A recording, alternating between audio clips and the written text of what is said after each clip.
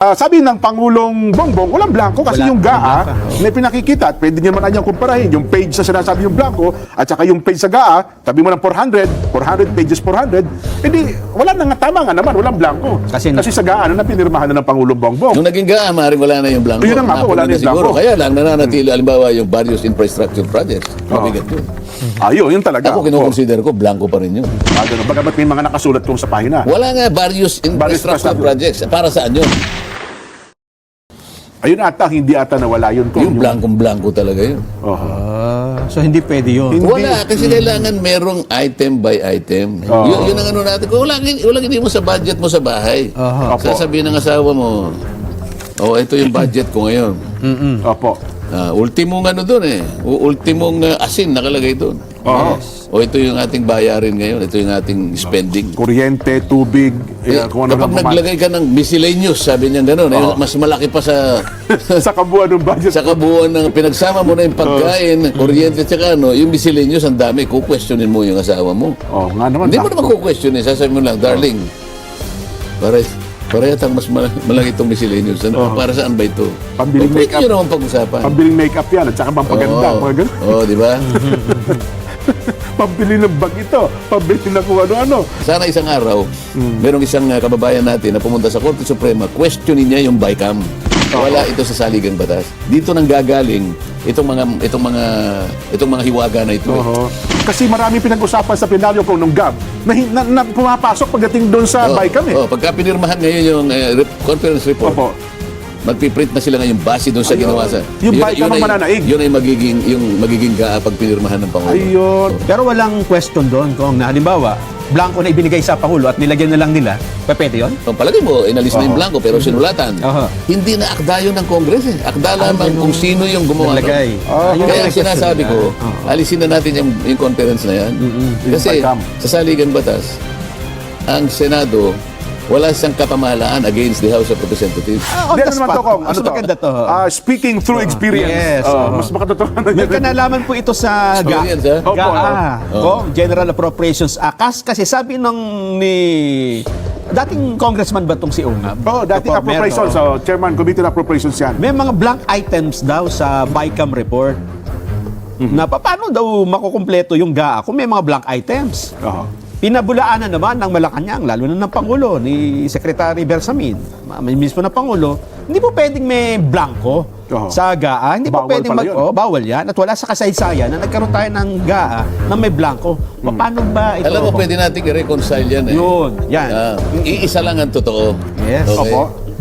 Maaring yung blanco, physical na blanco, wala yun Kaya lang, kamukha dun sa isang item na kung tawagin na unprogrammed appropriations. Sa tuntunin kasi, hindi mo pwedeng ilagay various infrastructure projects. Parang blanco yon. BIP. Yung BIP. BIP, various infrastructure projects. Kailangan kasi, item by item yon. Ayun. Di ba? Opo. So, doon sa kanyang pagpaliwanag, sa kanya, tingin niya blanco yon. Pero ako, hindi ko nakita talaga yung physical na pahina ng kanilang binabanggit. Gusto ko, bago ako mag-comment, gusto ko munang makita kung may talagang blanco.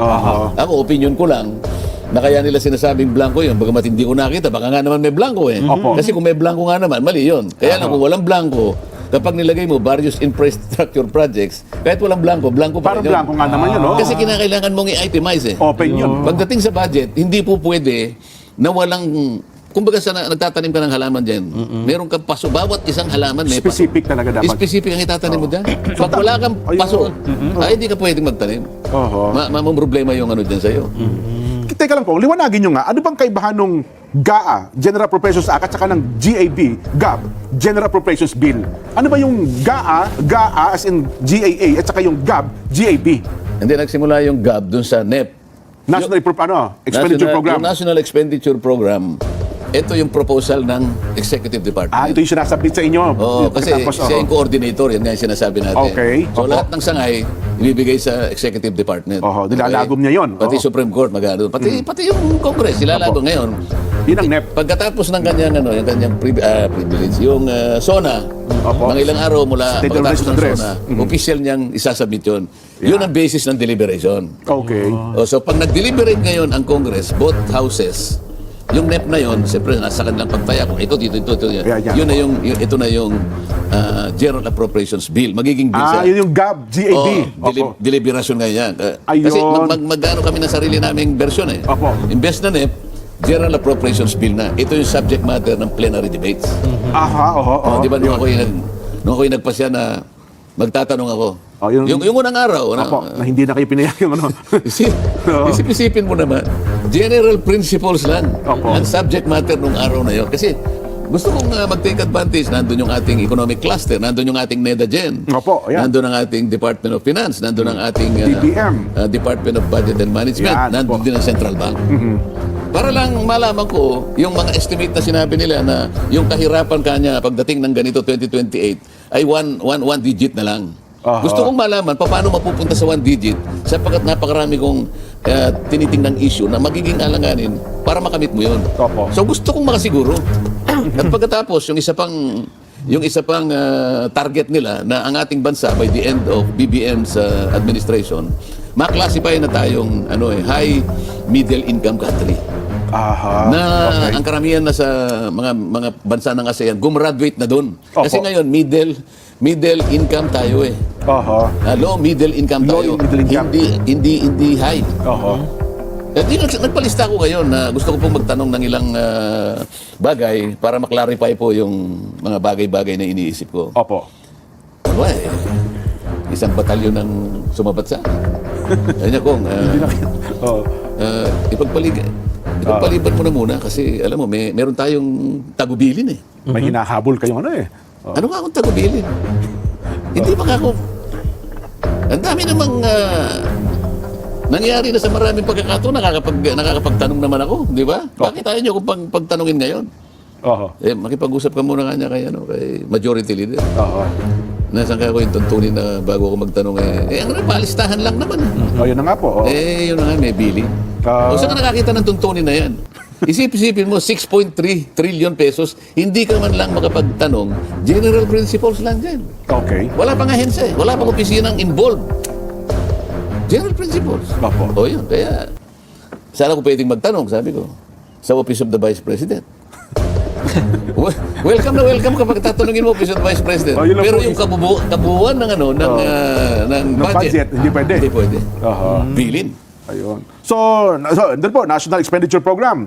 Tinalakay nyo na, nandun tayo sa GAB. So, yung General Appropriations Bill, panukalang batas ito, yun na po yung tatalakayin sa plenaryo. Oo, natalakay na. Okay. Ngayon, ito yung nangyari nga, dinatalakay na. Oo. Dinalakay din ng Senate. Ng Senate, opo. Meron ngayon conflicting version yung GAB. So, yung GAB ng Senate, tsaka GAB ng Kamara. Isang GAB, pero Okay, meron isang silang GAB. isang Sarili. GAB. Kailangan nating reconcile. Ayun, so Ito yung- magkakaroon ng BICAM. Ito yung BICAM. Ayun. Bicameral Conference. Na sinasabi ko sa inyo, ito yung dapat tingnan ng Korte Suprema. Sana isang araw, merong isang kababayan natin na pumunta sa Korte Suprema, questionin niya yung BICAM. Wala ito sa saligang batas. Dito nang gagaling itong mga hiwaga na ito. Oho. Kasi maraming pinag-usapan sa plenaryo ko nung GAB na pumapasok pagdating doon sa BICAM eh. Pagka pinirmahan ngayon yung conference report, Opo. magpiprint na sila ngayon base doon sa ginawa sa... Yung BICAM ang mananaig. Yun ay magiging GAA pag pinirmahan ng Pangulo. Ayun. Yun ata doon, Nelson ata, doon daw sa BICAM, nagkaroon naman, doon ata yung mga blanco. Kaya, di ba, dapat ay December 20, lalagdaan ng Pangulo. Nung dumating daw po sa 10 araw, December 30, ay nasagot na yata lahat yung mga blanco na yun. Kaya, pagdating daw po doon sa GAA, napipirmahan na ng Pangulo, December 30, wala nang blanco. Doon sa enrolled bill, Doon sa- yun enrolled na nga bill po, na siya, oo. pipirmahan ng Pangulo. Kasi di ba sinuri niya na ng ilang araw eh. Oo. At nung sinuri, nasagutan na raw po yung mga blanco. Kaya nung tinitingnan yung final, yung GAA na mismo, wala na po yung mga blanco. Paano yung nakalagay sa unprogrammed appropriation na various infrastructure projects na meron silang kapangyarihan na ilatag kahit kanino yun. Aha. Ayun ata, hindi ata nawala yun. Yung blankong-blanko talaga yun. So hindi pwede yun. Wala, kasi kailangan merong item by item. Yun ang ano natin. Kung walang hindi mo sa budget mo sa bahay. Sasabihin ng asawa mo, ito yung budget ko ngayon. Opo. Ultimong ano doon eh. Ultimong asin nakalagay doon. Oo. Ito yung ating bayarin ngayon. Ito yung ating spending. Kuryente, tubig, kung ano Kapag lang naglagay ka ng miscellaneous, sabi niya gano'n, mas malaki pa sa sa kabuuan ng budget. sa kabuuan ng pinagsama mo na yung pagkain, kuryente, tsaka yung miscellaneous, ang dami. Kukwestiyonin mo yung asawa mo. Nga naman. Hindi mo naman kukwestiyonin. Sasabihin mo lang, darling, Parehas mas malaki itong miscellaneous. Ano, Para saan ba ito? Pambiling Pwede make-up. nyo naman pag-usapan. Pambiling make-up yan at saka pampaganda. Oo. Mga ganun. Oo, di ba? Pambili ng bag ito, pambili ng kung ano-ano. So yun ata, aywan ko lang. So ngayon kong, sabi ng Pangulong Bongbong, walang blanco kasi Wala, yung walang GAA blanca, oo. na pinakikita at pwede nyo naman anyang kumparahin yung page sa sinasabi yung blanco at saka yung page sa GAA, sabi mo ng 400 pages 400, edi wala na nga, tama nga naman, walang blanco. Kasi sa GAA na pinirmahan na ng Pangulong Bongbong. Nung naging GAA, maaaring wala na yung blanco. Yun na nga po, wala na yung siguro. blanco. Kaya lang, nananatili, alimbawa, yung values infrastructure projects. Mabigat yun. Yun talaga. Ako, kinukonsider ko, blanco pa rin yun. Ganun. Bagamat may mga nakasulat kong sa pahina. Wala nga various infrastructure infrastructure. projects. Para saan yun? Oho. Yung sinasabi ko nga, pwede niya sabihin sa asawa, boss, pwede ba natin masyadong malaki ito, baka hindi natin kaya. Liwanagin mo nga ito kung ano itong Bali's infrastructure projects na ito. Oo. Pero walang question doon, Tong, na halimbawa, blanco na ibinigay sa Pangulo at nilagyan na lang nila, pwede yun? Depende kung paano nila. Kasi nga, wala nga nakakakita nun dahil yung conference report sila lang eh. At saka hindi pinirmahan ng bawat isang ano eh. Yung Kasi BICAM. tuntunin kasi per page. Aha. Pipirma kayo doon sa marginal space. 4,000 pesos pala yan eh. Ang pumirma lang doon sa signature eh. Kaya hindi nakita kung paano. Palagay mo, inalis na yung blanco pero sinulatan. Aha. Hindi na akda yun ng Congress eh. Akda lamang kung sino yung gumawa nun. Naglagay. Yun Kaya ang ang sinasabi question ko, nila. Oo. alisin na natin yung conference na yan. Kasi BICAM. sa saligang batas, ang Senado, wala siyang kapamahalaan against the House of Representatives. Sinabi niya, but the Senate may propose or concur with amendments. Ibig sabihin, hindi mandatory.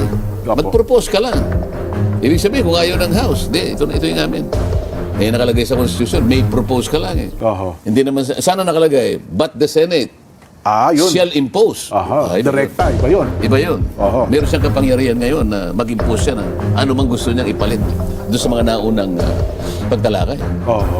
Maliwanag yung maliwanag yung salita ng Constitution eh. Opo. Magsisimula sa House of Representatives, but the Senate May. impose, may propose or concur with amendments. Dahil wala kanyang pwedeng gawin. Umagri ka o mag-propose ka ng amendments. Maaari kang. Maaari kang mag-propose. mag-propose. Hindi naman sinasabi mo na pagka pinropose mo, mandatorily tatanggapin ng House. Walang nakalagay na ganun. Proposal nga lang yun, you know? O pati mga ibang mga pagdidesisyon, kaunay doon, kung meron mga halimbawa kinatigan ng Korte Suprema na sinasabi niyan, hindi, parehas lang ang tungkulin nyo. Dapat siguro siya sa atin na yan. Ayun. At suriin na sa mga nangyayari ngayon.